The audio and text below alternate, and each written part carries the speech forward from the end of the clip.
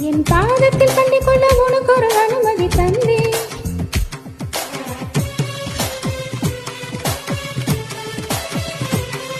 ஒரு ஆணுக்கு எழுதிய இலக்கணம் உன்னிடத்தில் கண்டேன். என் பாத